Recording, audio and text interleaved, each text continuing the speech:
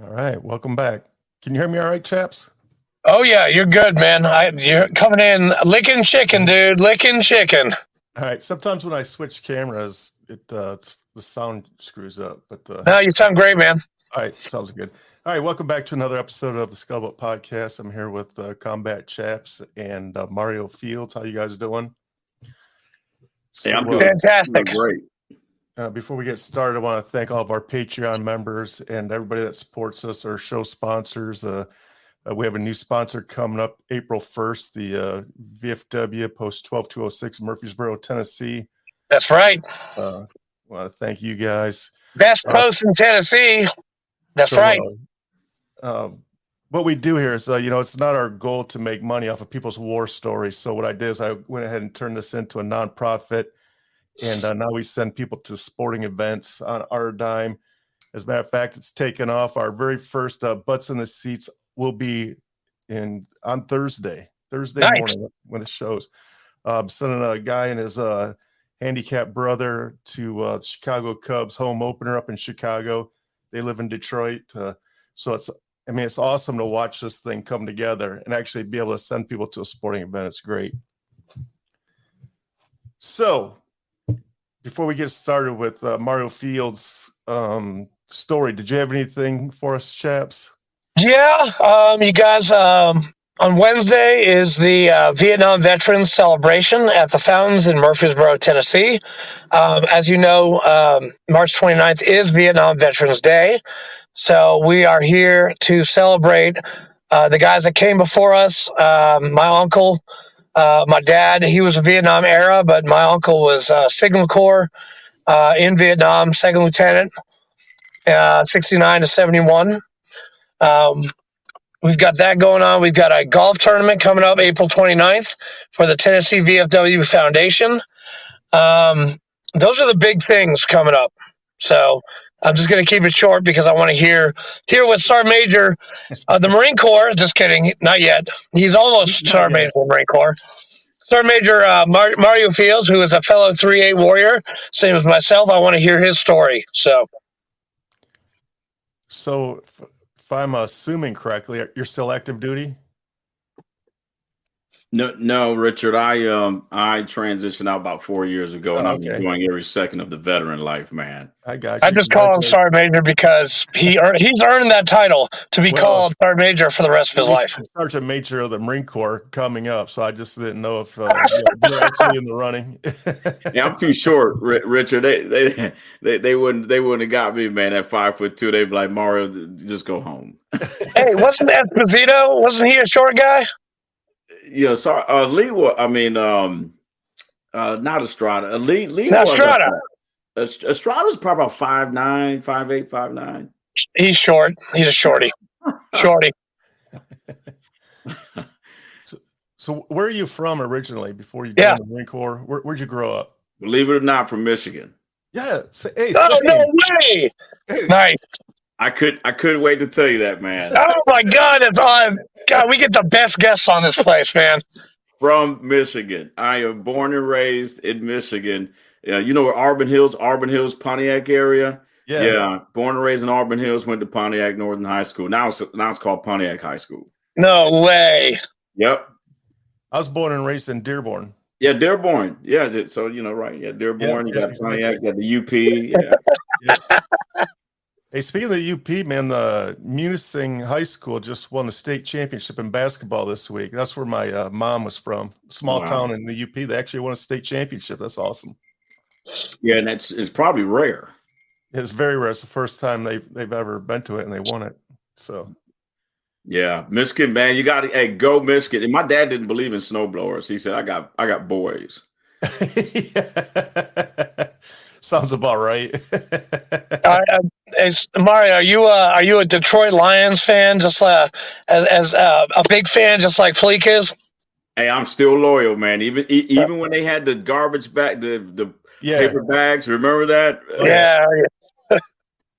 I'm still a Detroit Lions fan. Yeah, so like I said earlier, I started a nonprofit with the money that this show makes, and I'm in the talks with the Detroit Lions to buy season tickets for next year. Wow, that's awesome. You got that's great. They needed to. I mean, you guys know what happened to Michigan when the auto industry went to crap. Yeah. It really hurt us. Yeah, especially like the Pontiac area. They took a big hit. Decimated Flint, Pontiac. Yeah. Pontiac has never recovered from that. I mean, they're starting to, of course, but it's not the same. Damn. Mm-hmm. Yep. There's some great times back then, man. Yeah, it was. It was fun. I mean, we go to Detroit, go across the Windsor Bridge, over Windsor Canada. Bridge. Oh my! Joe Baker used to talk about that all the time. To go to Windsor, because when we had a '96, he would go to Windsor, and he was 18 years old, and he would drink his face off in Windsor. Yep. Yeah, I'm calling you out, Joe Baker. Yeah. Well, in Michigan, you had to be 21 years old to drink. If you go over to Windsor, I think the drinking age was 18 Canada, right? Yeah. It was like 18. Yeah, 18 years old. You go over there. Go over there and get smashed and then come back. I don't think it's so easy doing that anymore. Like, all the security they have at the border. Yeah. Yeah, I don't even think you can't even really do that in the military no more. I mean, back in the day when we were in base was safe. God, I can't wait to talk that with you, Mario, because what is going on with our Marine Corps? Yeah, base was safe. You tell people just get back to base and you're safe. And you're safe. Yeah, base was safe. Not anymore. I'd say, hey, if you had too many, don't come back. Yeah, don't come back.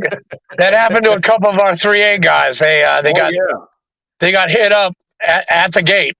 Yeah, tell them call me, call your mama, call somebody, but don't try to come back. Like we'll pick you up, we'll dust you off, we'll find a ditch.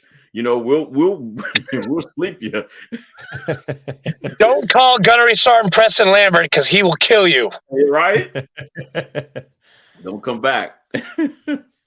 So, when do you go into the Marine Corps? 18? Yeah, I was 18. I depped in at 17. And then I went in at about 90 days after turn 18, chaps. MOS? Yeah, I came in as a unit diary clerk, man. As a what? Yeah. Yeah. Check this out. Check this out. No lie, man. True story. Check this out. When I came in, I wanted to be a combat engineer because I wanted to blow stuff up. Yes. I was like, I just want to blow stuff up. Sergeant Bowler, if he's listening, my recruiter, he's now retired. And I said, hey, all I want to do is I just want to go in the Marine Corps for 4 years and just blow stuff up. And when I went to the Detroit MEPS, first of all, when I went to the Detroit MEPS, the dude, he was like, where you from? I was like, Pontiac. So he's like, you smoke weed, don't you? And I was like, nah, man. He's like, yeah, you don't lie to me. If you want to join the Marine Corps, you from Pontiac. You do a lot of drugs. I was like, good Lord. Yeah. Wow. Yeah, man. I would never forget it. I was like, I just want to blow stuff up. Like, I want to join.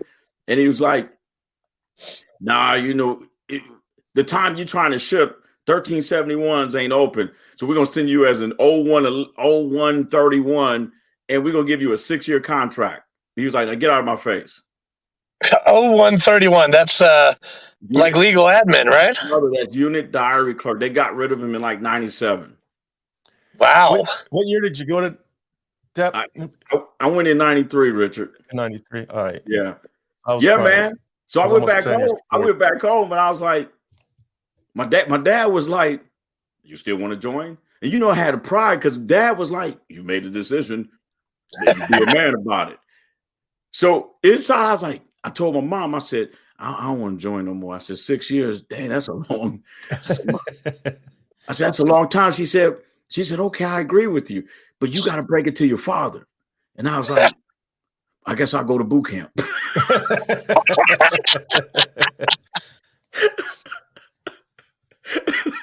So how many years did you have in altogether? I did just over 26. 26. Holy shit. And you worried about 6 years. That's crazy, isn't it? Yeah. I mean, I was 17, man. You're talking about 6 years. Yeah. And I didn't know what the hell a unit diary clerk. I didn't know what that was. They just showed me a brochure with a dude with an afro and on an old typewriter from like 1850.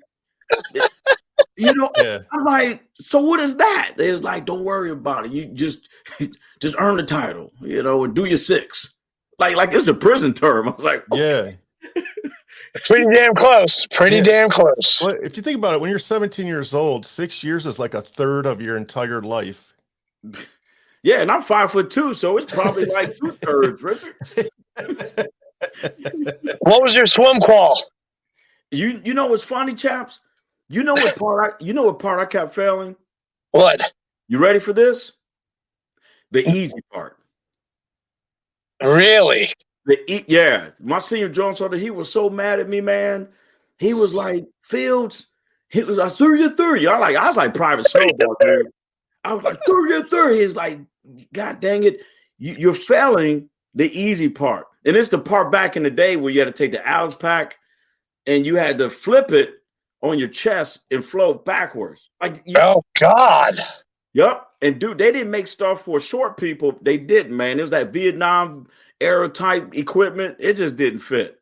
And man, I would jump in, barrels in my mouth, freaking Kevlar's in my throat. And I could never get the pack on my chest to float. So I would just sink and look up and wait for the diver to come in. God. I would just be at the bottom of the pool looking up going, okay. Sorry. That was really fucking funny. I'm not making this stuff up, man. Y'all knew who y'all was having coming on the show, right? Oh yeah. Man, you know, swim qual's changed a little bit since 93, Sergeant Major. Well, you know, I had to requal. so I swam. I mean, because you know, Sergeant Majors, just because you're a Sergeant Major, you still got to jump in the pool. You know, a lot of people think, you know, you get promoted to Sergeant Major General and you don't have to do shit anymore. Yeah, no, I went through the dunk tank, man, the helo dunker. Yeah. I was doing all that stuff. 3.8. I'm in the pool. Oh wait. Yeah, you went to Virginia with us, right? Yeah, I went up to Fort Pickett, AP Hill. Fort AP Hill, Pickett. Were you on the Mew with us? The 22nd? I did the 26. So that was, what year was that? So I did the 26. Your previous guest, he was with 2.7. I did I was BLT 3.8, went 3.5, relieved 2.7, and we came in with 3.5 in Sangan. We were under Sangan. Oh yeah, okay. Yeah, okay. We came in from the Mew. Damn. I know a lot of guys who were on that Mew. Yeah. I'm Facebook friends. I think they're coming to the reunion too, by the way, which I hope you're coming to the reunion in August, Mario. So I'll tell you, man, right now schedule's, clearing out, but next year, we're good. Like I said, you'll see, we'll be taking some selfies together. Okay. Hey, and I want to be on that 3.8 podcast on March 8th next year. Yeah. Oh, yeah. Matter of fact, let's do a joint. Yeah. Matter of fact, let's do it like yes. I think we should do it. Yeah, doing a joint. That's a great idea. Already done, man. Okay, good to go. Yeah. You're gonna have to mute yourself because you won 3.8, but you were on the Nimitz. No, the Carl Vincent. Sorry, Carl Vincent. Well, I saw that, Richard. So I was on CVN 70. I was on the George Washington. The George Washington? Yeah. I was a Mardette George Washington back in 97. Yeah, right on. Yeah, so I got a little battle E, man. Every time people saw me with a battle E, it's like, you prior Navy? I was like, no, I ain't prior Navy. I mean, nothing against the Navy. Right. my wife is a Navy veteran. A lot of people forget that. For real? Nicole's a Navy veteran. Your wife's a Navy vet? I didn't know that. Yeah, we got the blue-green team, man. Nice. Yeah. What did she do in the Navy? She was a yeoman at VT 86 where the Blue Angels, where the Blue Angels practice and all the That's cool. That's where she was at. Well, the guy you're talking to, the host, was a yeoman on the Carl Vincent. Yeah, I was the back in the 80s. I was the Air Boss's yeoman. Air Boss, Carl Vincent, isn't that CVN 70? Yes, sir. Yes, CVN 70, or is it CV 70? CVN, yeah, nuclear, yeah. Yep. Yeah, I'm very familiar with those floating cities. Yeah, they're massive, man. Well, how many Mews did you go on? Like in your 26 years, how many Mews did you go on? Let me see. So Probably a lot. You know what? I love Muse, man. Me too. Thank you. Me too. Hey, man, I wouldn't want no other way than deploy with a Muse. It's like Jello. You know, it's like Jello. You wake up and you can't even squeeze it. You know, maybe it's because we're, Marine Corps recruit to adrenaline junkies. You know, the Marine Corps don't go to a high school to be like, so what do? I play chess, man. Nah, you can't be no devil dog, man. You had to get out the way. How about you, man? I like to knock people out. I like to surf on my mom and dad's van down I-75. Well, you make a good Marine. You from Pontiac? You smoke weed? What? Hey, enlist. But Muse, you got to be ready for anything. Anything from an HADR mission to a VBSS. I mean, you name it. To like we did, you have to overnight. You're in Djibouti because I had weapons company. So it's like, yeah, man. My CO was like, you're like 1,800. He was like, hey, first, sorry, I hate to do this to you. I was like, what's up, sir? He's like, hey, y'all got to be in the well deck tomorrow at 4:30. I'm like, okay, for what, sir? Y'all going to Djibouti. The well deck. I said, whose booty? I mean, I couldn't spell it. I'm like, what? I said, sir, don't mess with me. Whose booty are we going to? Dude, seriously, I'm going to have coffee come out my nose. That was funny. Damn. He's a lieutenant colonel. Now, he'll tell you. He was like, no, it's a real place, first sergeant. It's called Djibouti, Africa. He was like, and I can't tell you the details because I don't know the details. He's like, but weapons company, we got to get off. So I had to take weapons company, me and the XO, and like 8 hours later, we on LCAX, whole weapons company. To Djibouti. Djibouti. I hear it's a real beautiful place to visit too. Actually, Camp Lemonade is. It's 11. Camp Lemonade. Camp Lemonade. Hey, have you ever been 11 degrees? Oh, God. They had a little club called 11 degrees. Who was the battalion commander for that meal? For us, now Brigadier General Pharaoh J. Sullivan. Sullivan? Oh, shit. I heard he was badass, man. I love that, man. Pharaoh J., if you somehow get a hold of this, you and General Odom, I would come back on active duty for 2 seconds for you. Yeah, dude, I got a funny story about Odom. All right. I'm coming back from AP Hill and Fort Pickett. All right. And then we go to recruiting duty. I come back from recruiting duty. They are at AP Hill and Fort Pickett.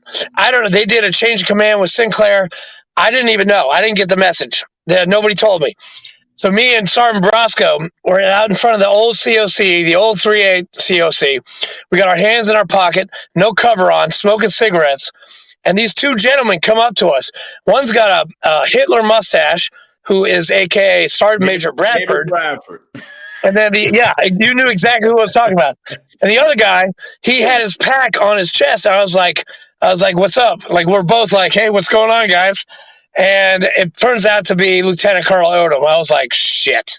I was up in Bradford's office in about 5 minutes. I'm pretty sure. Dave about 6'5". Me and Dave still friends, man. We still talk. Sergeant Major Bradford? Yeah.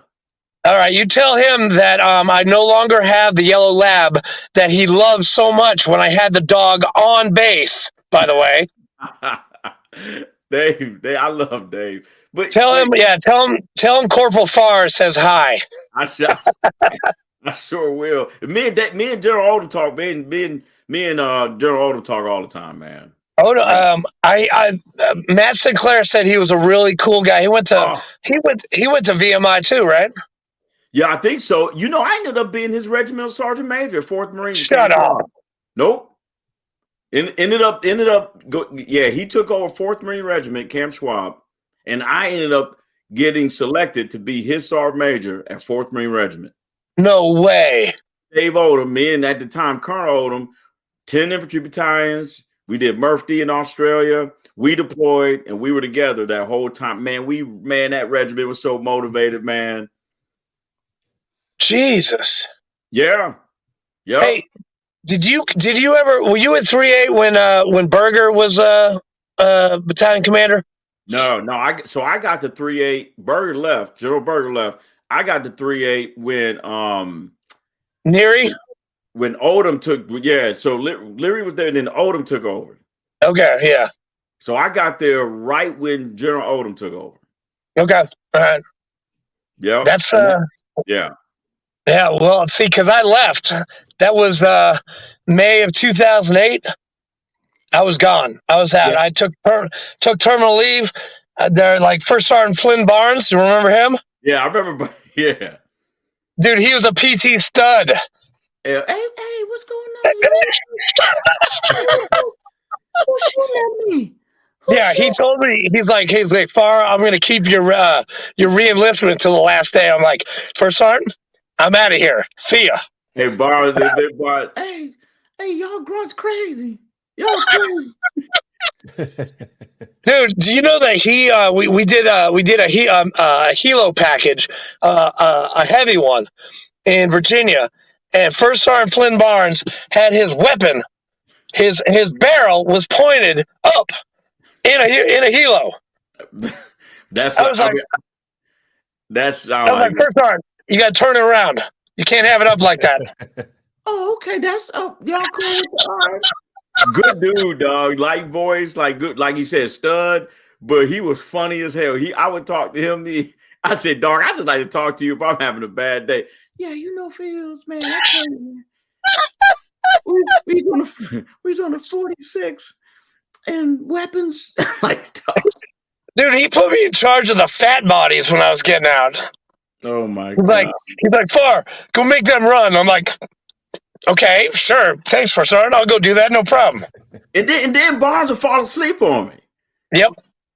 He didn't do any of his work. All he wanted to do was PT. He did not want to NJP anyone. Nope. He didn't want to do his First Sergeant job. I love him, but all he was about was PTing, man. Hey, Richard Barnes, you can have a phone call come in and say that Lance Corporal Field just robbed the whole base. Barnes would be like, man, it's gonna mess up my run, man. Yeah, Fields, just go police call. Go police call Jacksonville, Fields, and we'll be all right. Let me just get this run in. Hey, Flynn Barnes, if you're watching this, we apologize.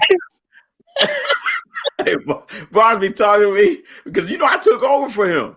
Man, took over for, oh my God, you took over for Flynn? Holy shit. Yeah, weapons, man. And I took over and I was like, hey man, is there anything else I need to know? He's like, dog, you good, man? No, and I'm a prior drill instructor, but I'm like, dog, we're not on the drill field first. So I mean, you were a drill sergeant too. When were you on the field? Yeah, I was on the drill field from 99 to 2000 from July of 1999 to January 2003, man. Oh man, I just missed you by like a year. Damn. Yeah, I was down there just crushing. I mean, training recruits with only 3 phases back then, because now they have 4 phases.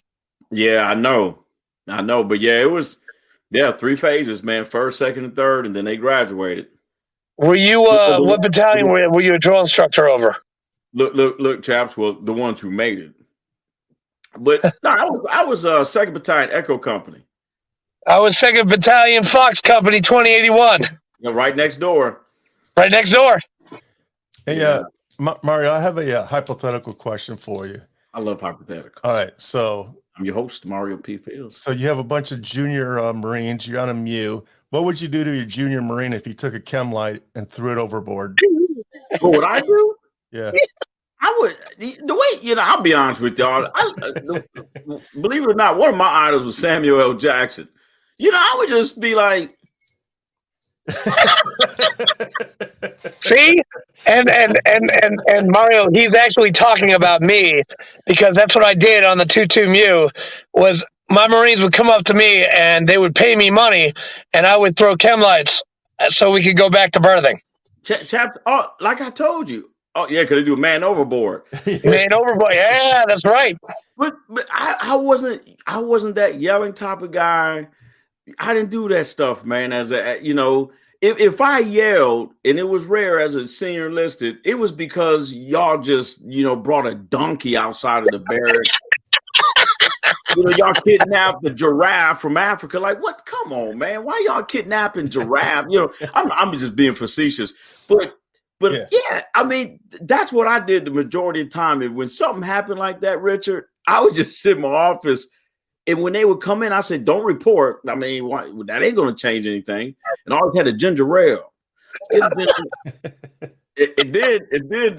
I made it, and if Junior Marines did something like that, I would start calling them by their first name, and I make them call me by my first name. So I'd be like, so Chris. Oh God. Yes, Sergeant Major. Don't call me Sergeant Major, man. You call me Mario, because evidently we need to get you out. So let's get ready to transition. So. That's funny. I said, you want to get me upset? Start calling me by my rank. So now I'm sitting next to him. So, Chris, tell me, man, what went through your mind, man? What went through your mind? And when we go around the ship and the base, I'll be like, yo, Chris, you better be like Mario.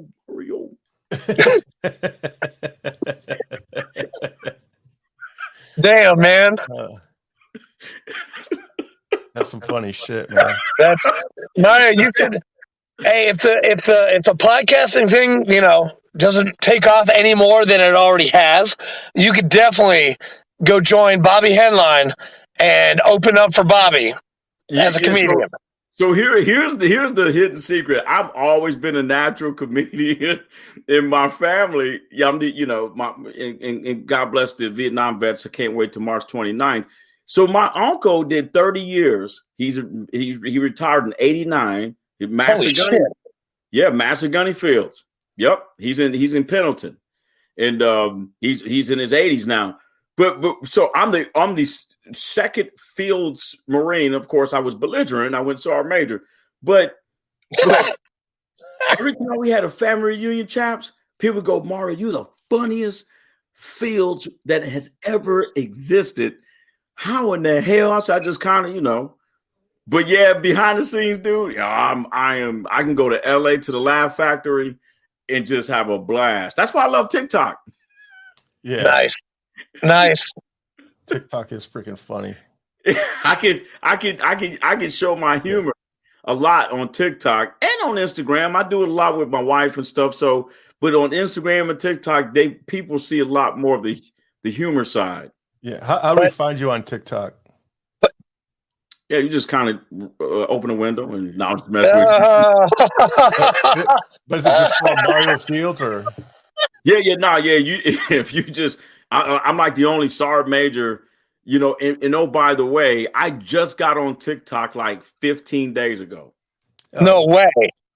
So when I created the handle, I didn't know. So when I created the handle, I created Sergeant Major Mario P. Fields. And then the young man, Joey Nguyen, by the way, I give a shout out to Joey Nguyen out in SoCal. He's got like 20,000 subscribers. But Joey, he was like, hey, Sergeant Major, good job. Good job, man. You grew like thousands of followers in like seconds. I'm like, is that normal? He's like, hell no. He was like, but you need to kind of change your handle. And I was like, what's up? And he's like, that's too long. I said, I don't know. And then I got an alert that said you got 30 days. I said, well, Joey, I got to wait for 30 days. He said, well, let's just wait it out. So my handle long as hell, man. It's Sergeant Major Mario P. Fields. I didn't know, man. I just dropped videos and shorts. And I thought maybe he was going word like maybe your rank was going to be an issue. No, you know what? You go on my page, you'll see. Because again, I didn't know that. I didn't know that if it takes time to grow followers and all the stuff on TikTok. And I was at 1,000 followers in like 4 days. Damn. Yeah, I'm almost at 3,000 now. It's been 14 days. Damn. But it took me like a month to get that with my Instagram. Jesus, man, they must really like you, Mario. Well, because I mean, let's be honest. Because my boy Sergeant Major Bull, it's not a lot of senior enlisted that that are unarmored. That are transparent. And Yeah. the unarmored. By the way, that unarmored podcast you got is amazing. Awesome. I appreciate it. Hey, yours is amazing. I mean, you guys in 2022. Come on, you guys got wonderful recognition. You're about to go over 2 years this year, July the 5th or something like that? July 5th would be 2 years. Damn, man, how come he knows that better than like some of our other freaking? Never mind. I'm not going down that road. Damn, good job, Mario.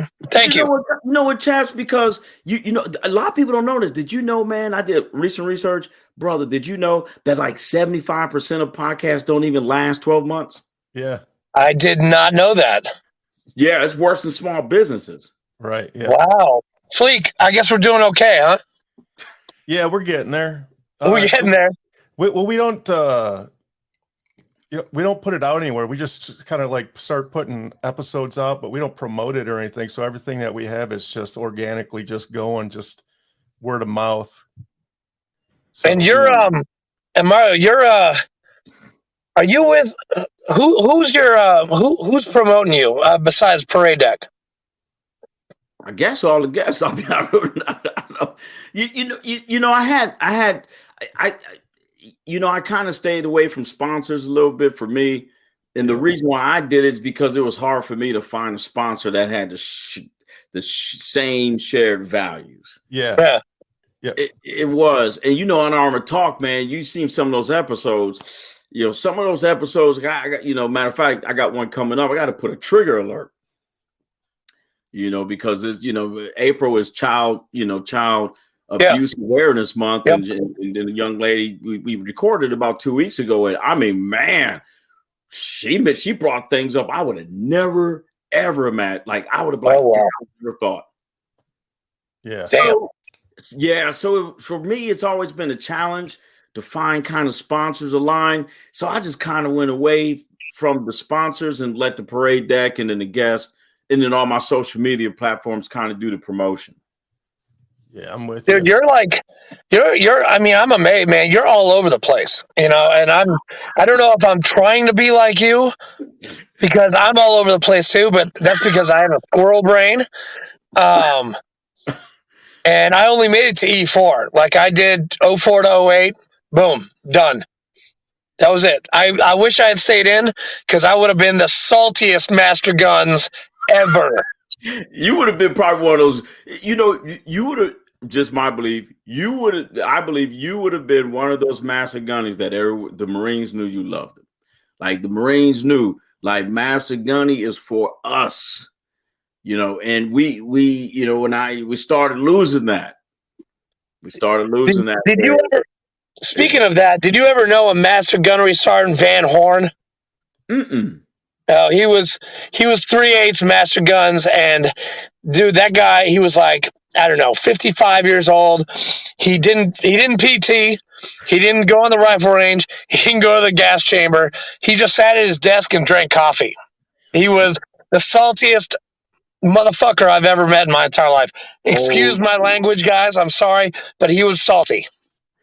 But I bet you knew he loved you. Like no matter what, if he'll take care of you, like you didn't. He did. He's like, I'd report to him. He's like, "What's up, Far? What do you need?" I was like, "Hey, Master Guns, this is what I need. I need a rifle range. I need a swim qual, and I need this." He's like, "Okay, you got it. You're good." Yep. And that was my third year. I mean, that was my last deployment. I was a training NCO for the 2-2 Mu, so I had to go. I was the liaison between my XO and Master Guns, and the Master Guns can get anything done. Those guys are like gods.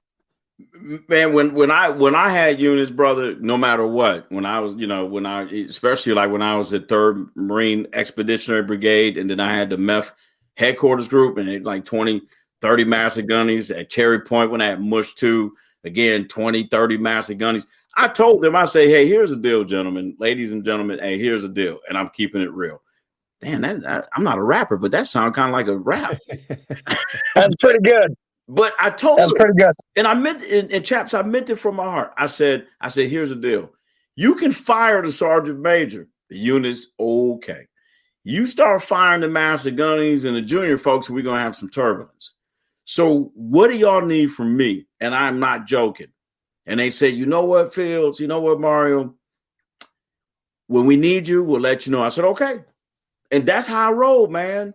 Because I said, you can fire the sergeant major. That unit, y'all good. You can get another. Hey, you can put a monkey in there and teach them. We'll be all right.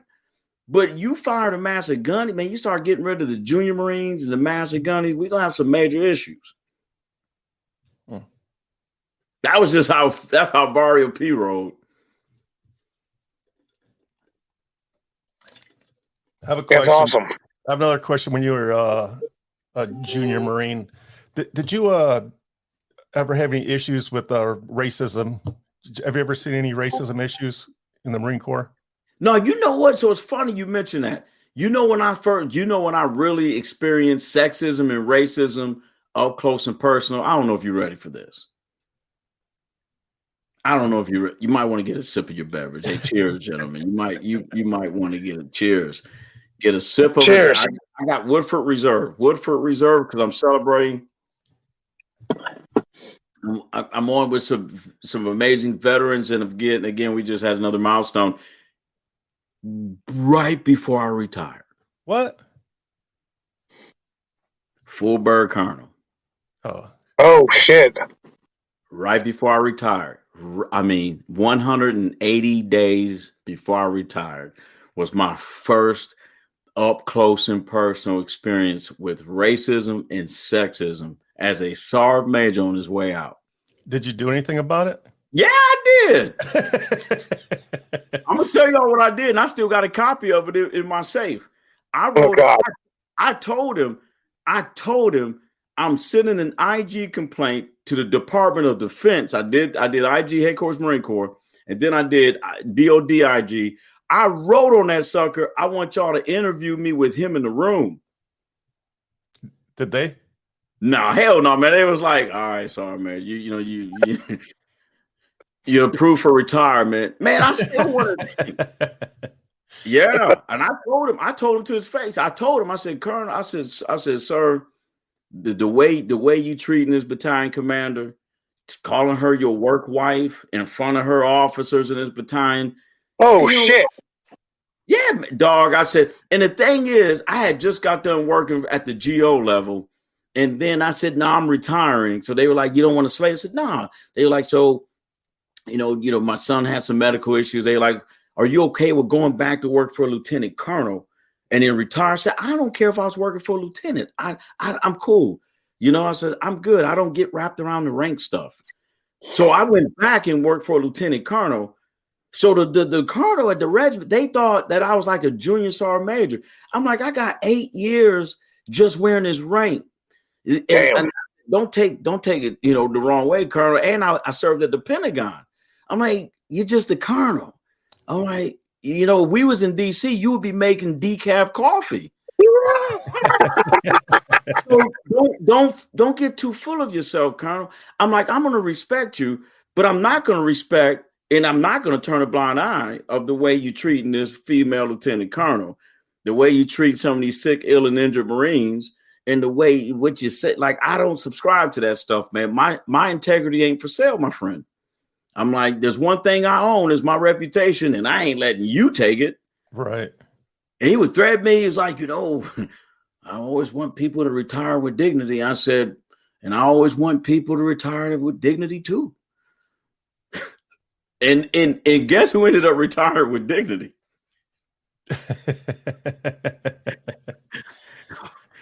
Ladies and gentlemen, now retired Sergeant Major Barrio P. Fields. Thank you so much. I truly appreciate it. Been a ride, wonderful year. And he got fired. He did. Yeah, he got relieved. Oh, nice. Oh, God. Good. I'm glad. He got relieved. He did not retire with dignity. So that was my first up close. And I tell you, Richard, it was the first time I was that close to see what sexism and racism really looks like. Yeah. And it was brutal on my commander. And I felt so bad for her, her husband.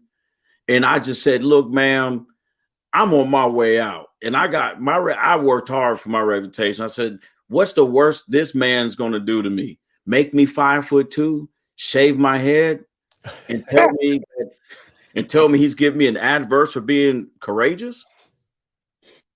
I said, you sit back. Let me work this. Yeah. So the reason I ask is because not too long ago, like one generation ago, colored people weren't even allowed to fight. You know, Doris Miller, he was in the Navy, and when Japanese bombed Pearl Harbor, and he jumped up on a turret and just started shooting. He ended up earning the Medal of Honor, but he could have very easily been NJP'd and kicked out of the Navy for jumping up in there and grabbing that weapon, which is insane to me. Yeah, so a lot of folks don't know. No, Richard, great point. A lot of folks don't know. I worked at the Marine Corps Museum, so I helped them. You did? Yeah, I helped them. Yeah, with Colonel Ripley. What? Wait, the one in Triangle, Virginia? Hey, the old museum in the Washington Navy Yard. Okay. No, hold on. Right down the street from 8th and I, we closed it down to open up the new one off I-95. Yeah. McClam, when he was our CEO, you know Reggie, right? Yeah, Reggie McClam, yeah.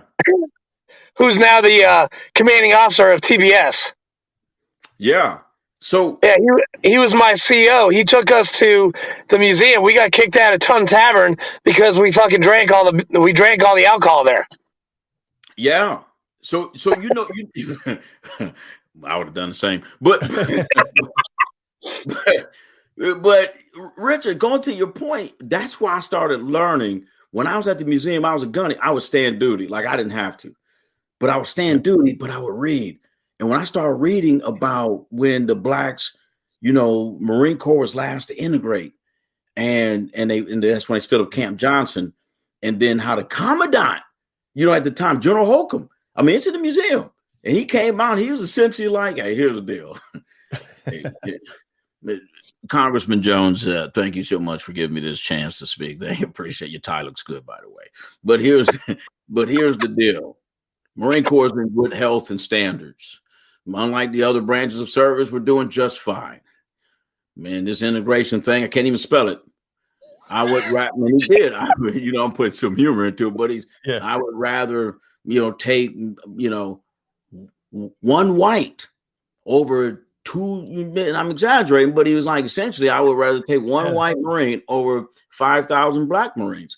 In the commandant. So when I read that on duty, I put myself in that position.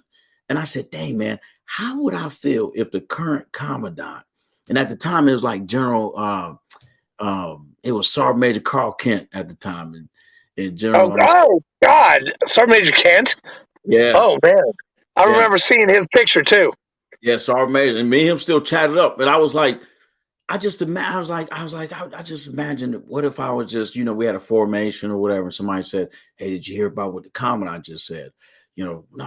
Commandant said he would take, 500 or two white Marines.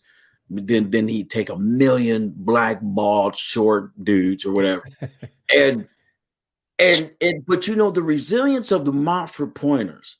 And I had a chance right before I got sick to actually go to Atlanta, Georgia. There was 800 people in that audience, and they had one of the original Montford Pointers there. Wow. Yeah, there's pictures on Facebook.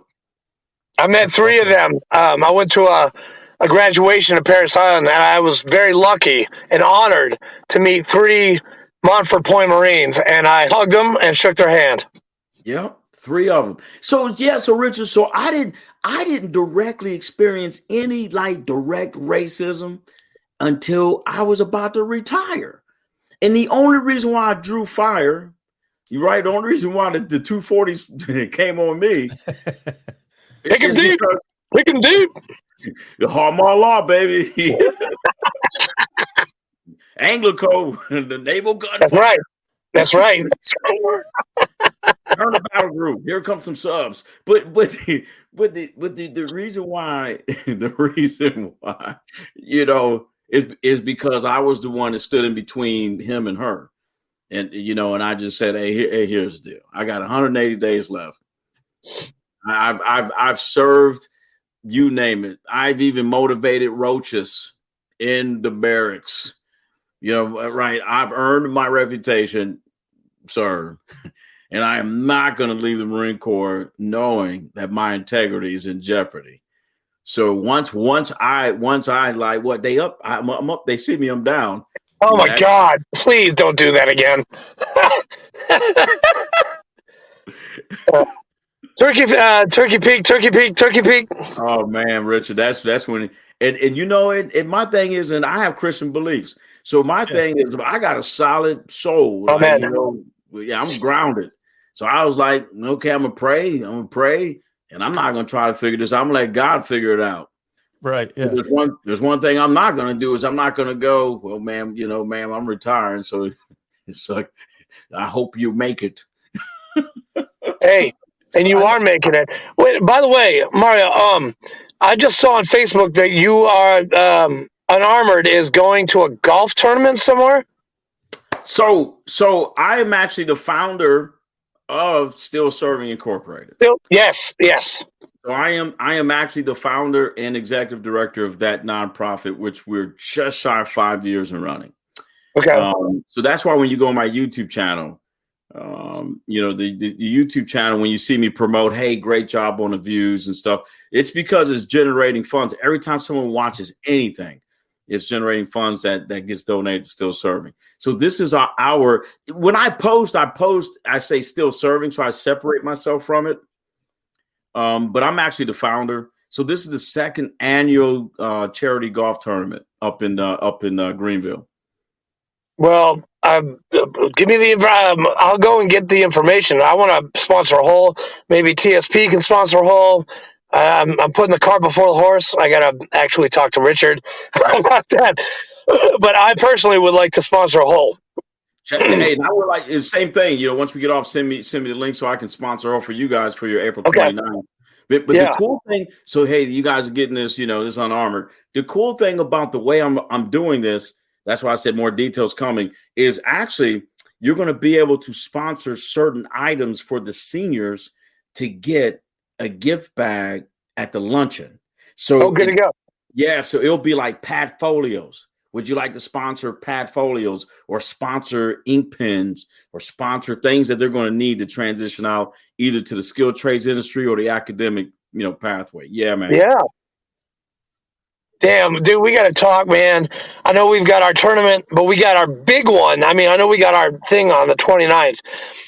Now, where do you live again right now, currently? I'm in Jacksonville, man.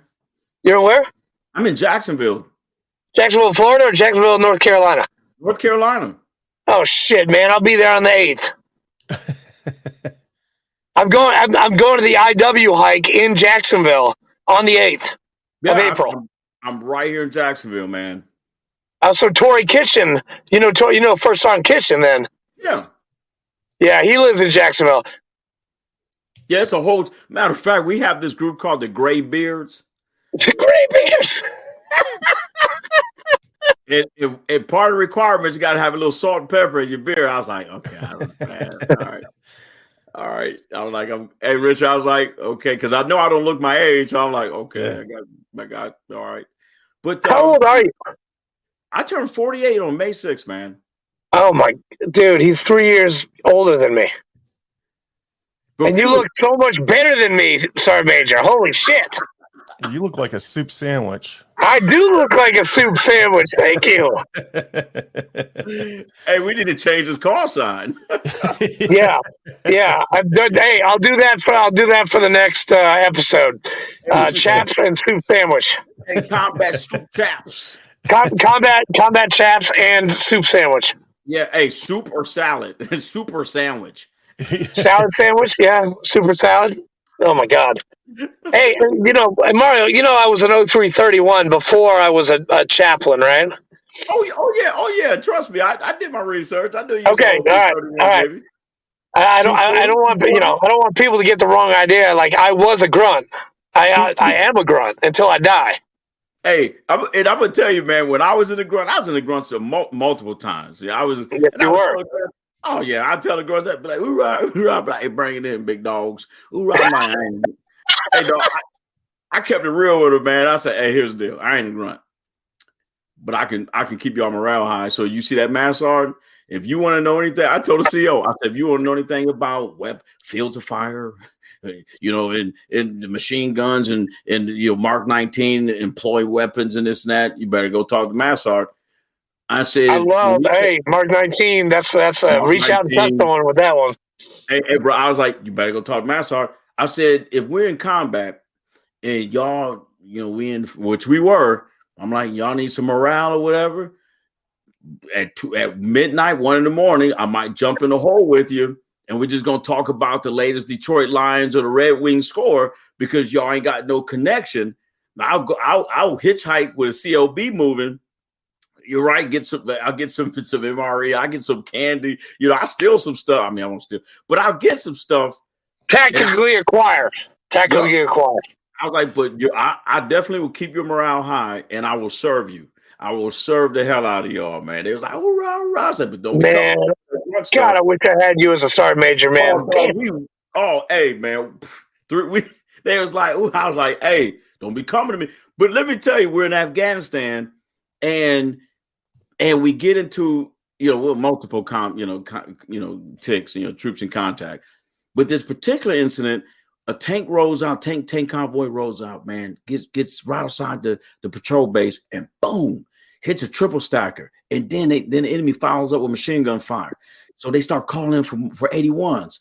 And so what I used to do is when that happened, Andrew, what I used to do, chaps, is I used to watch and take notes of what people were doing so I can write their awards.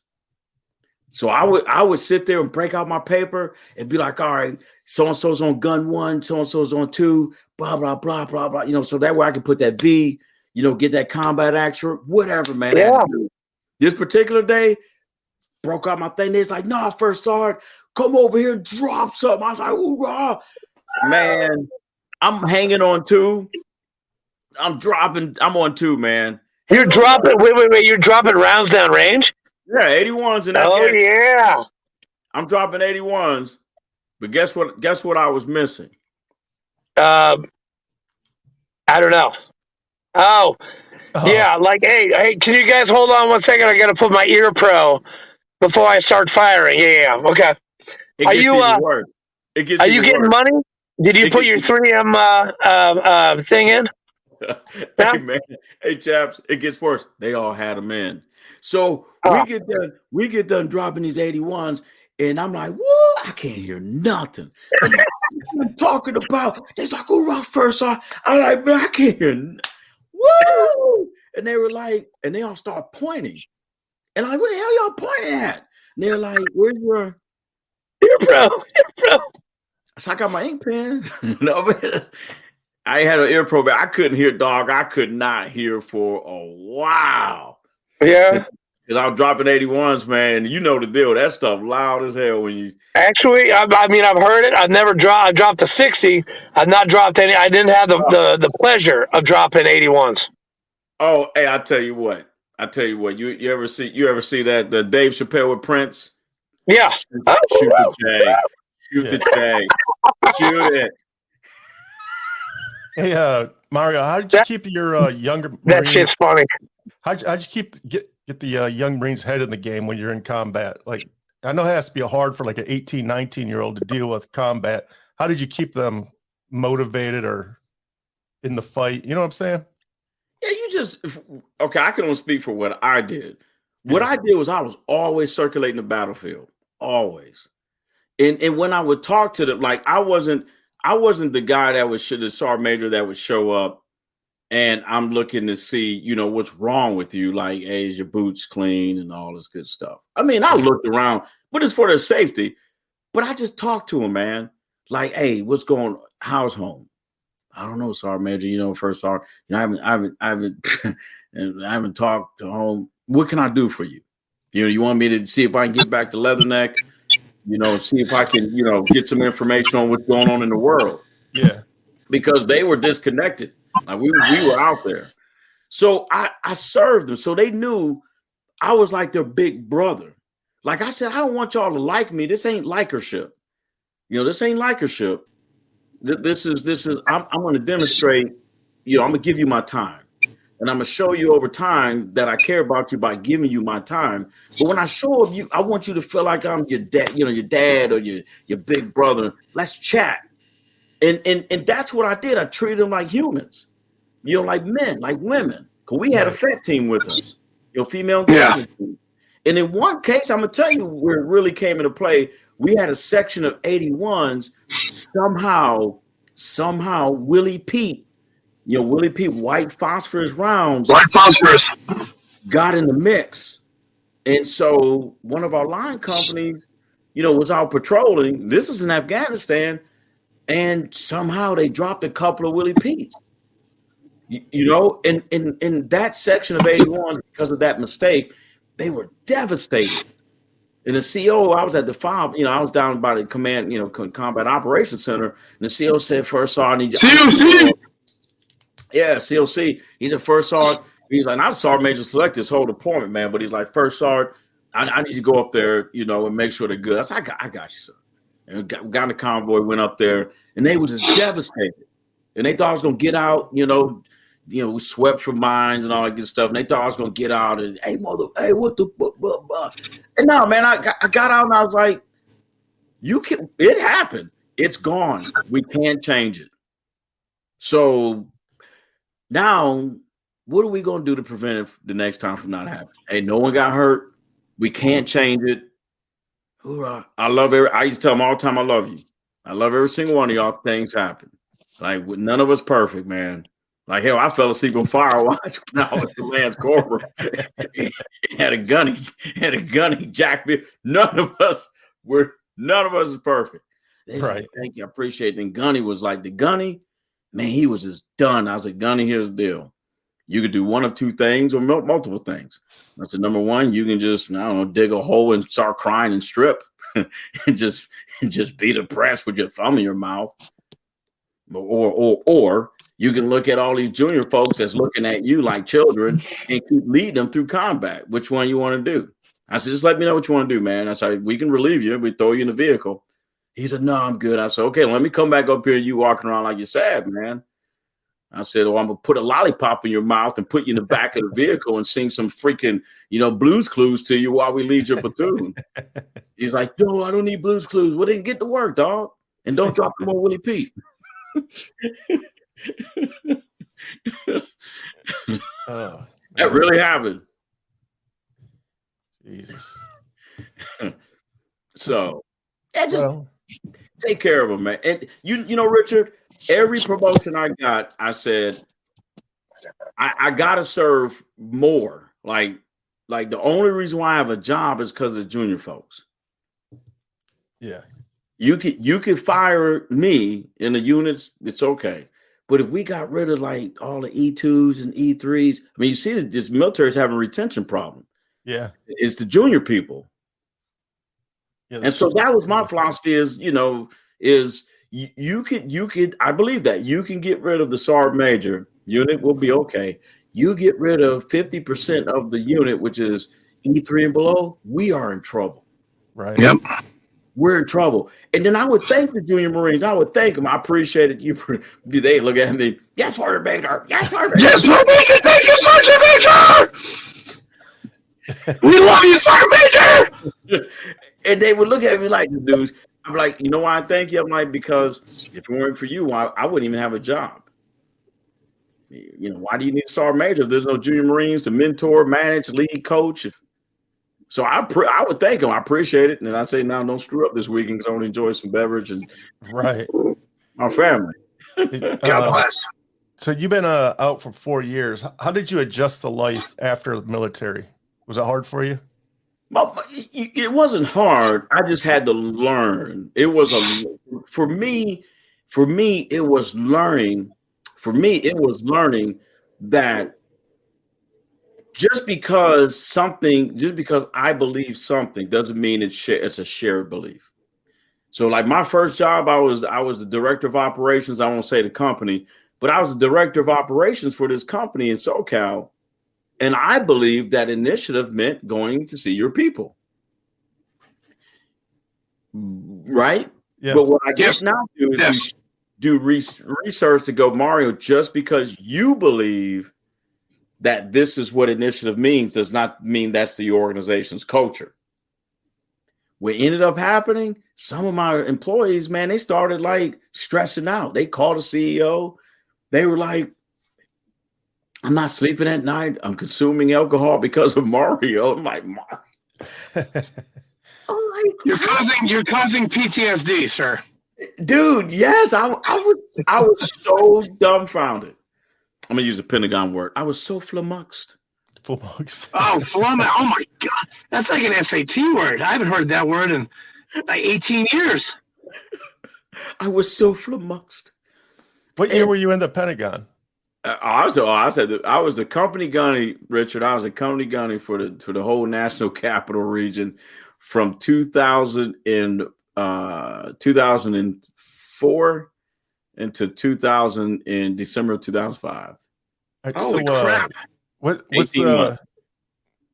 they still doing construction after 9/11? After the plane hit the Pentagon? No, so when I was there, they had completed it. Oh, okay. It's unbelievable how fast they can do that stuff. Yeah, but no, you guys know the Navy Annex is gone. But I was a company gunny for all the Pentagon, Navy Annex, Crystal City, the Expeditionary Fighting Vehicle Program in Quantico. We had some folks in Reston. Yeah, remember that? We had Reston, and then we even had people that we were the command and control in Beverly Hills, California. Beverly Hills, California, in Beverly Hills, reservists that work at some place right next to UCLA that they like screen movies that people want to put Marine Corps stuff in. Wow. I will never forget my CO. He said, Gunny, I need you to fly out to Beverly Hills to do a request mass. I thought he was joking. But he was one of those CEOs that wasn't animated. So he's like this. I couldn't read him. He's like, oh man, you're fucking cracking my shit up, Mario. Oh man, you're fucking funny as shit. Chaps, he goes, I never forget it, Richard. He goes, Gunny, I need you to fly out to Beverly Hills tomorrow. Go to Reagan International, fly out, do this request match. The first star is gone. It's going to be in Beverly Hills. And then the next day, go to El Segundo and come back. Wow. I bet he's a hoot at parties. Hey, man, I was like, were you flummoxed? I was like, couple prior drill started. So I said, all right, Mario, just keep. CO may be serious, and he was. So I was like, because I didn't want to bust out laughing and be like, that's so funny. Hey, he started reducing me in the conversation. What's so funny, Staff Sergeant? Sir, I'm a gunner. Sergeant Fields, you laughing at this. Dang, you just keep your composure, Staff Sergeant. I'm like, man, he's reducing me in the conversation. I didn't even go get a lawyer. Hey, when you were at the Pentagon, what was the uniform of the day? It's sweat. You know how it is. You know how it is in the Marine Corps. Man, Richard. Hey guys, how y'all doing? We're good. Hey, I'm back. Hey, I heard a Lance Corporal underground rumor that the Commandant of the Marine Corps, he gets a phone call to remind him of what the uniform of the day is going to be. Is that true? I don't know, but I will tell you, chaps. When I was there, we changed all the time. So it went from Richard, it went from where we were in service uniform. My first half of it, like the first 12 months, you were in service. Like there were no, if you saw someone in camis, it looked real strange. You know, it literally looked like Mario Fields driving a 7-ton. That's weird. Because by Marine Corps order, I'm not even tall enough to drive a 7-ton. So you got to be at least 5'4" last time I checked. Whoa. Hold on 1 second. Go back. There's a height requirement to be a 7-ton or a Humvee driver? Last time I checked, you had to be a certain height because you couldn't see over the dashboard. What? I did. Okay, that's news to me. I didn't know that. You know, chaps, I'm just fine with it because there's a lot of times I rode in those things. I'm like, I am just okay because I'd had a couple of homework. Hey, First Sergeant Guzman, First Sergeant Jenks, they never sent me to Humvee school. None of them. First Sergeant Barnes, Jenks, or Guzman ever sent me to Humvee school. There's a reason. there's a reason. Those things have AC in them? Yeah, they're the newer ones, yeah. But yeah, so it was switch.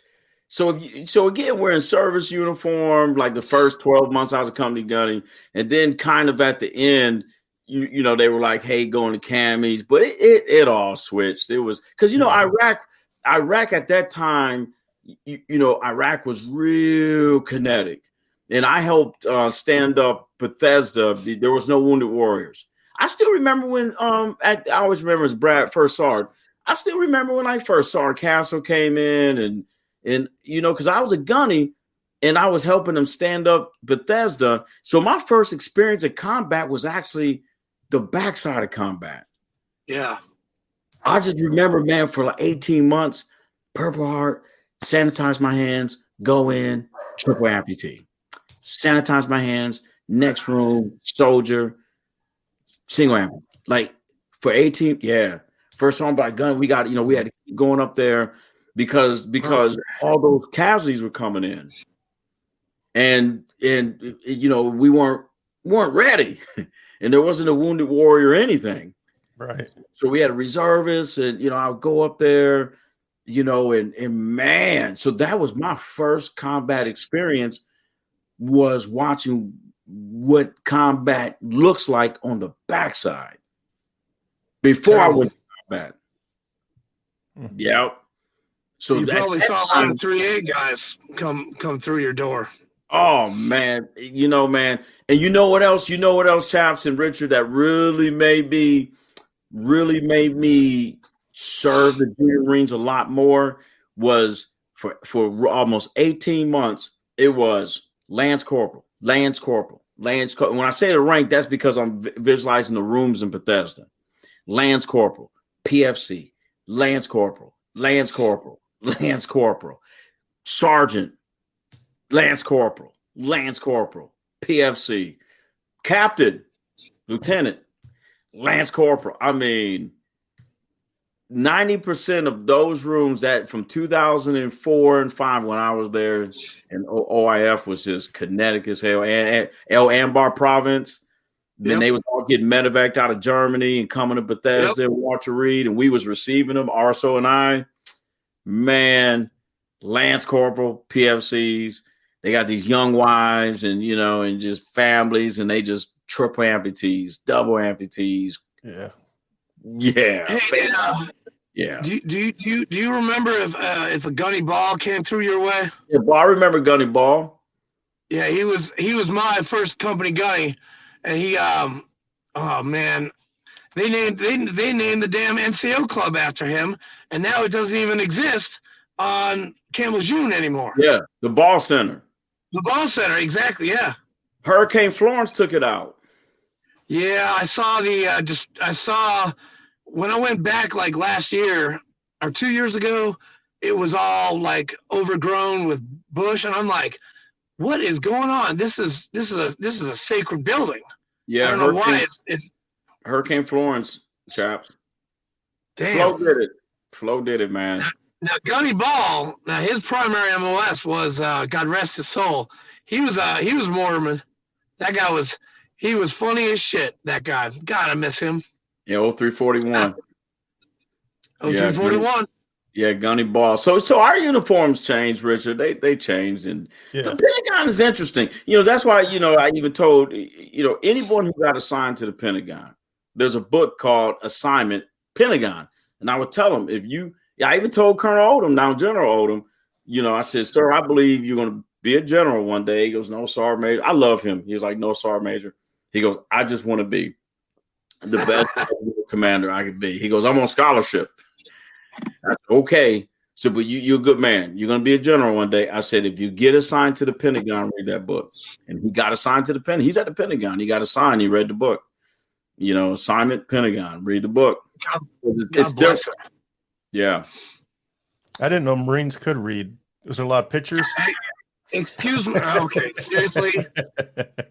Oh, Richard, you didn't know we got Chat GPT. No. Navy's got jokes GPT, right now. Yeah, exactly. Sorry, Major, the yeoman has got jokes right now. Always. Hey, you didn't know we have AI, man? Like right now, I'm not even talking. It's AI. Yeah, he's probably having what's that thing that writes your mission statement? Yeah, Chat GPT. Yeah, Chat GPT. Yeah, that's right. Yeah, hey, Richard, right now, this is just your imagination because I'm not even. This is artificial intelligence. Like, no. Yeah, that shit is getting creepy, man. By the way, you're gonna have to start paying for that now. I try to get on that thing, and they want like $12.99 a month for me to say one thing, and then it writes a whole like 26 pages for me. Hey, here's my thing: they got to have a deep voice, man. Once they get a Chat GPT and AI with a deep voice, I think I might subscribe. James Earl Jones. They gotta do Darth Vader, man. But don't they say men listen to women more? So they always, like in fighter jets, they put women's voices because men listen to women. I think in the Navy or Air Force, I think when they did that research, it was more sailors and airmen. Oh, makes sense. Yeah, probably. Yeah, that sounds right. That sounds about right. I had to get you back up. I'm a behind the scenes comedian, Richard. Yeah, right on. Hey, dude, we gotta sign you up. We gotta sign you up to come to Zanies, man. You gotta do 25 minutes on stage at Zanies, man. I would be the first one to get a ticket for that. I would go to Zanies. Dude, they've had Chris Rock, they had Rob Schneider. Me and Fleek, we just saw Bobby Henline at Zanies down in Nashville. Wow. Which you got to come to Nashville, man. You got to come to Nashville. I told you, like I said, hey, I'm back. Look, I'm back. I'm good, man. Oh, you can stay with us, or you can stay with Fleek. He's got plenty of room. I know I've got plenty of room. The thing about Nicole and I, we're both super short, so we're cheap dates, and we don't need much real estate. And we both cook. Fleet cooks, I cook. You just have to bring you have to bring some cheese with you to get past the dog. Oh, that's cool. I'll bring some cheese and some Knob Creek. Yeah, there you go. I got plenty of Knob Creek. You don't got to bring that. Yeah, man, you guys. I have a bourbon bar. I have a bourbon bar downstairs. Oh, Richard, you talking my language, man. Yes. Yeah. So I guess Mario's staying with you, right, Fleet? Because I don't have any of that stuff in my house. Well, I'm a Renaissance man. You are a Renaissance man. I have. Which, by the way, that was a great movie. I love that movie. I have an outdoor kitchen and a bourbon bar, so we can drink and eat all day long. Well, you keep messing with Richard. One of the things that the next series of what is Mario going to do next is I'm going to start doing like little TikTok clips of this glass. 2.7 million. Yeah, just show up. I'm gonna go live in your house. Hey, you guys see I'm down. Now anyone has a regular refrigerator, but not Fleek. Not Fleek. His refrigerator is poly tested. It went through polygraph. Yeah. Yes. Yeah. 8 trillion. Mario, favorite food. What's that? Favorite food. Believe it or not, chicken adobo. All right, add it to the cookbook. And my wife's half Filipino, man. I don't think I've ever cooked chicken adobo. I can do it, man. I've cooked chicken adobo before. All right, we'll make it basics. Let's go with medium well steak. Well, you're gonna be in the cookbook that Fleek is doing. He's doing a cookbook of all the guys that we interview, getting their favorite recipes and putting it in a book. And your story is going to be next to that chicken and dumpling. Chicken adobo. Oh yeah. Look at you. Hey, I have one more question before we start talking about your podcast. What's the biggest challenges facing military veterans today? So a lot of folks don't know I'm a part-time employment facilitator for Department of Labor. So I teach TRS, transitioning readiness seminar. So matter of fact, I got workshops this week starting Wednesday. So there's a lot of challenges, but here's the deal, Richard. A challenge is defined by that person. Yes. So the transitioning process and for veterans, it's an individual journey. I just did an episode on it, and it's a podcast episode on it. It's an individual journey, and what's a challenge for you may not be a challenge for me, and it may not be a challenge for chaps. So if someone asks me a question, I say, well, it depends on who the person is and what they define as a challenge. And then that is the challenge to that veteran. Yep. Yes. Excellent. Yep. Because we're all different. We all got different challenges. We all got different hills to overcome.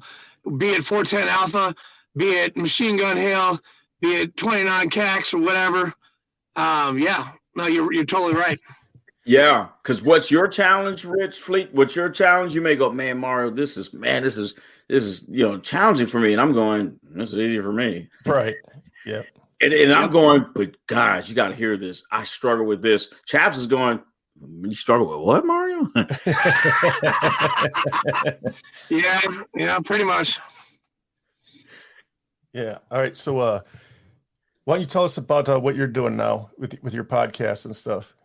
I mean, we kind of touched on it just a little bit, but we're giving you the opportunity to talk about your podcast. Well, it's similar to your discussion framework, you guys in Scuttlebutt. And by the way, if you're listening and watching and you haven't subscribed to the YouTube channel on TSP, shame on you. I'm retired, so I can't. You hear that, Sergeant Major? It would behoove you to listen to Sergeant Major right now. Shame on you. Better hit that subscribe button. These guys are doing this for charity. Come on. Shame on you if you haven't hit the subscribe button, share it with your friends and families, and download it. Get on Apple, get on Listen Notes, get on all that stuff and download. That way you generate funds so they can continue to send people to games, work with Detroit Lions and the Pistons and the Red Wing. Come on, man. Anyway, so, Unarmored Talk, the framework of Unarmored Talk is to have people, a guest, come on the show and make the choice to remove their armor to help other people in this current generation and future generations. I mean, in the preamble of our Constitution, man, the word posterity is in there. Posterity means people that ain't even born yet. Are we doing things to make it better for people who haven't even been born? And I believe that Unarmored Talk produces those episodes just like TSP, where we're telling stories, we're communicating information, we're capturing it in video and audio, and it will outlive us forever. That helps generations forever. And that's the beauty of Unarmored Talk in variety of episodes. It's not a veteran podcast, it's a human podcast, and it's doing so well. I won't take credit for that because I have Christian beliefs, and I believe that if God had removed his blessings on this little guy, it would have been real talk from the streets, and it would have failed on a 5th episode. Right. Yeah, I believe that too. That was very well put. Very, very well put, Mario. Very well. From my heart, man. I had this question and he hates when I bring his name up, and I always look around, so I'm gonna do it. Jerry Washington. He hates. He'd be like, Mario, stop. I was driving on the I-5 going up to Mateo Gate. Jerry Washington, he calls me. He said, I'm going to ask you a question. See if you can answer it. He said, what separates humans from all living beings? I said, man, I've never had that question posed to me, Jerry. I said, I don't know. He goes, human beings are the only living beings that can communicate information for learning across generations. He said, but it's a choice. And if they choose to develop TSP, develop content and structures and platforms that allow us to communicate information, capture it for generations to come, he goes, that separates us from other living beings. He goes, well, that's why when there's a freaking forest fire every single year in California, the same animals get burnt up because they can't go. Remember Uncle Jim? 5 years ago, when it didn't rain for 6 months, he got burnt. So we need to get out of here. That's pretty good. Actually, I was going to say opposable thumbs, but that sounded way better, Mario.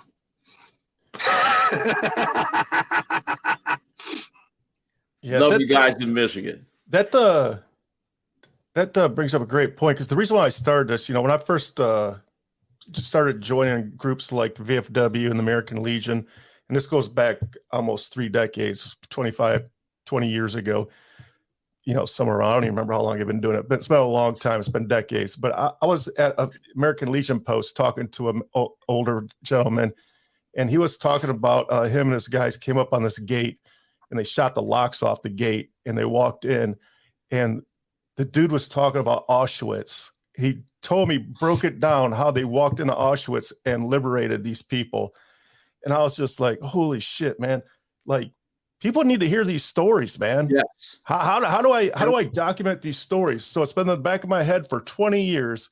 Like, I literally was thinking about going to buy a tape recorder, set it down on the bar and say, okay, let's talk. And because I've heard millions of stories like this. I talked to a Marine that was in Vietnam, had a bullet that went in his cheek and out the other side. And somebody asked him, like, if you were with the Vietnamese right now that shot him, what would you do? What would you say to him? He said, I'd buy him a drink, because he was just doing his job. Right. And I'm like, these stories are amazing, man. Yeah. So when I met Andrew, I was like, hey, man, let's start a podcast and let's start documenting these people's stories, man, because there's too many stories. Once the veteran dies, that story is gone forever. It's gone. It's in the ground. Yep. And I immediately said yes, because I thought it was a great idea. And look, and Fleek has we've gone from like meeting at his house to now we're on this platform where we don't even have to. I don't even have to go to Christiana, 11 miles away. I can do it from my car. I can do it from my home. I can do it from the damn gym, which is right behind me right now. Yeah. Yeah. I try to stay away from looking at the analytics, because I don't want to be like, oh man, only so-and-so watched us. And then, like you said, within the first year, 75% of podcasts fail. I just want to do it because I love doing this. But when I do look at the analytics, we are in 24 countries right now. Yeah, Today, that we're was in kind of crazy when you 24 said that. countries. It's insane. It's insane to me. It's insane. And you know, Richard, one time someone said, Mario, what's your definition of success in the podcast industry? I said, if it just inspires one person. Exactly. If I did 75 episodes and I had one download and one view and one like and one comment, Mario's going to bed like a little retired sergeant major. Hell yes. In his mouth. Yes, absolutely, 100%. And you see folks in this industry get wrapped up. Oh, we have this. When I promote, like when we have an achievement, if you notice, when there's a milestone, I say it's our milestone. Right. All the guests, I like to thank the guest and everyone, and my wife, who's the video editor. This is our achievement. Yeah. Not, guys, I tell you, I'm so special. I'm so special. I'm going on the red carpet. Red carpet. Shoot the J. Shoot the J. Shoot the J. Yeah. So this Saturday I went to a local restaurant here, Champy's, because Stale Cracker was there serving up his crawfish. You went to that? Yes. And when I tell you that place was jam-packed just to watch this guy cook crawfish, I'm like, man, if this dude could do it off of social media, like, I feel like my word is way more important than this guy. And all these people are showing up just to watch him cook. Like, I'm going to start hitting the road, man, bringing the show out on the road. And it's funny, Fleek. I'm He's actually in the parking lot. So. I'm looking at Champy's right now, actually. Oh, you are? Yeah. So that place was jam-packed on Saturday. I was like 200 yards away. You would have thought Jesus Christ himself was there and people were coming to see him. That's how many people were there. Gosh. Just to watch some hillbilly cook freaking boil water. Hey, did you guys see he had the temperature on 6.7? Yeah, we've been on here for an hour and a half. So, but before we sign off here, I just want to say, and this is serious, this morning in Nashville, some jackass shot up an elementary school, and 6 people here in Nashville, Tennessee, lost their lives. And I just want to let the family and the surrounding community know that we're thinking about them. We're praying for them. And I have no idea what the answer is, but we have to stop killing our children. It's absolutely insane to me. And what the most insane thing is to me, our government, and Chaps hates when I talk about our government on the show, our government spends billions. I'm getting used to it, man. They spend billions and billions and billions of dollars to give to other countries. If we just took that money, we could put armed guards at every single elementary school in this country. Yep. And it took them 14 minutes to take her down. That person that killed. That proves to me. Kids. That proves to me that they don't care about gun control. They just want control. Drop your freaking rhetoric. Put armed guards at every single school in this country. Amen to that. You know, Richard, that's close to me. What, Still Serve Incorporated, the mission of my nonprofit. So you're speaking my language, because I said all the time, I'm like, you don't need to go outside the United States borders to help anyone. Right. We need help right here. Yeah. Do it right here in your backyard. Yeah, you don't need to go far to go look what I'm doing in Syria and all. You just go up the street. Yep. Anyway. Yep. Amar, we love you, man. You walk down any city street, and you can see that they need help. Why we sending all these billions of dollars to other countries? Our own people need our help.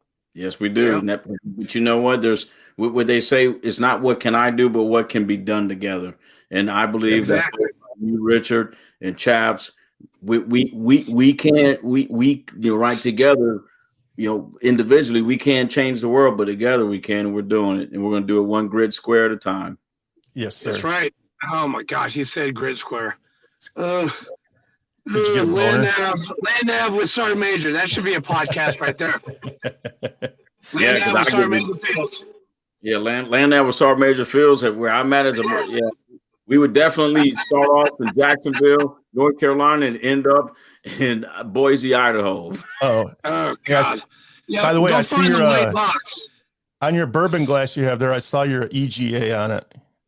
Yeah. Hey, I got something even better. Yeah, you do. Oh, damn, man. Oh, look at that. 3-8. Wow. Yeah. You're gonna make Andrew cry. I know you are gonna make me cry because, dude, you are. Yeah. Motivation. All right. Do you have anything else you want to say to us? Any more insight before we let you go? No, I just want to say thank you guys so much. This actually has been fun, and I know we've been trying to. Yeah, Chaps, and I really love you guys. Can't wait to see you guys in person. But thank you all so much. And again, I'll keep those folks and the lost ones and everyone impacted in my prayers. And also, if you don't mind, Rich, I also will keep in my prayers tonight those who lost. So 26, I want to say, folks who were killed in the tornadoes. Yes, in Mississippi, Mississippi And that area. town that was devastated. Devastated. So, Mm. but no, I enjoyed this. So thank you guys from the bottom of my heart so much. I truly appreciate it. Yes, and Thanks, Brian. Hey, remember This to subscribe to Unarmored Talk, please, for Mario's sake. yes, and this episode will go live Thursday night. And by the way, while we're chatting, I just sent you a friend request on Facebook, so I'm gonna start following your stuff. No worries. I got same here, my friend. You guys be safe. Right on, man. Hey, Take care, buddy. You'll be a life member by the year's end. I'll tell you that. Oh, I'm excited. You guys you're my VFW, man. Yes. Yeah, we got you. I'm gonna hit the end recording. Stick around for a second, so I make sure yours uploaded. All right, peace out, everybody. God bless. God bless, guys.